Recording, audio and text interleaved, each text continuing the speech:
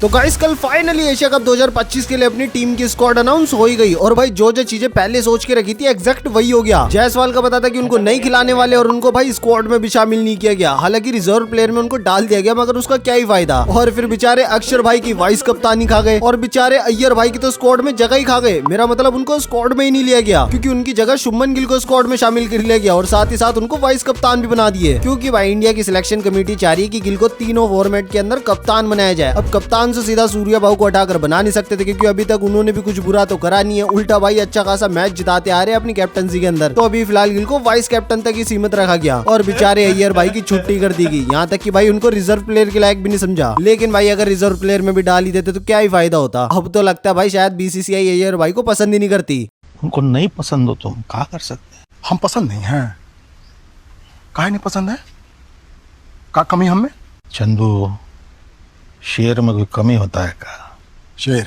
और फिर अगर सोशल मीडिया पर देखा जाए तो मांगने को तो अपने इंडियन फैंस राहुल भाई, ऋषभ पंत और यूजी भाई को भी स्क्वाड में मांग रहे थे, मगर अभी तक जो भाई बढ़िया करते आए उनको तो बाहर बिठा नहीं सकते ना। तो जैसी भी है भाई ठीक ठाक स्क्वाड बनी है, वरना तो अगर बीसीसीआई वर्ल्ड क्लास प्लेयर को भी मिलाकर स्क्वाड बना देते ना तभी भी लोग बोल देते कि इसमें तो जी फलाने बंदे को निकाल कर फलाने बंदे को ले लेना चाहिए था। बात तो सही है। तो अब जो भी है भाई उसको शुरू से देखते तो जी कप्तान बनाया गया सूर्या दादा को जो परमानेंट थे ही थे और वाइस कप्तान बनाया गया शुभमन गिल को, जिसका इंड हमें इंग्लैंड सीरीज के अंदर मिल गया था। बाकी बचे 13 में अभिषेक शर्मा को लिया गया क्योंकि उनका सिंपल सा फंडा है, ना चले तो शाम तक लेकिन अगर चल गए तो सीधा चांद तक। फिर तिलक वर्मा को लिया गया क्योंकि उन्होंने भी लास्ट T20 10 इनिंग्स के अंदर अच्छी खासी 2 सेंचुरी लगा दी थी साउथ अफ्रीका के खिलाफ। फिर हार्दिक पांड्या जो होने भी चाहिए, भले ही चाहे उन्होंने आईपीएल के अंदर सिर्फ 224 रन ही बनाए और लास्ट 10 T20 के अंदर भी उन्होंने सिर्फ एक ही 50 लगाई हो। मगर भाई ये मत भूलना कि 2024 का T20 वर्ल्ड कप लगभग हमने उनकी वजह से जीता था। फिर शिवम दुबे और रिंकू सिंह को अब बस एशिया कप के अंदर यही बसड़बाजी रहेगी खिलाई किसको, क्योंकि पिछले साल तो T20 वर्ल्ड कप के अंदर रिंकू की जगह एक एक्स्ट्रा बॉलर हमारे पास हो जाए इसलिए शिवम दुबे को ले गए थे, मगर शुक्र है कि अब की बारी उन्हें शामिल कर लिया गया। फिर विकेट कीपर की लिस्ट में आते हैं संजू सैमसंग और जितेश शर्मा। बस अब लास्ट मौके पे बेचारे संजू बाबा को T20 वर्ल्ड कप की तरह ठस्सा न दे दे। खैर फिर ऑलराउंडर की लिस्ट के अंदर आते हैं अक्षर पटेल और शिवम दुबे और स्पिनर्स के नाम में कुलदीप यादव और वरुण चक्रवर्ती। इन दोनों में से भी भाई एक खिलाना बड़ा मुश्किल होगा क्योंकि लास्ट टाइम वरुण चक्रवर्ती अपने पीक पर थे, लेकिन अगर फिर कुलदीप यादव को भी बाहर बिठा दिया तो भाई जमकर गालियां पड़ने वाली है बीसीसीआई को। खैर फिर बाकी बचे अपने तेज गेंदबाज की लिस्ट के अंदर लिया गया बुमराह भाई को, हर्षदीप सिंह को और हर्षित राणा को। खैर फिर रिजर्व में रखा गया वॉशिंगटन सुंदर, प्रसिद्ध कृष्णा, रियान पराग, ध्रुव जुरेल और यशस्वी जायसवाल को। यानी इन पांचों को सिर्फ दुबई मैच दिखाने ले जाया जाएगा। बाकी दोस्तों अगर आपको कोई ऐसा नाम लग रहा है जो कि स्क्वाड में होना चाहिए तो अपनी राय कमेंट में जरूर बताना। बाकी अपन मिलेंगे एशिया कप के हाईलाइट के साथ और उसमें मैंने आप लोगों के लिए कुछ स्पेशल भी करने का सोचा है। तो तब तक के लिए फिलहाल बाय बाय। देख रहे हैं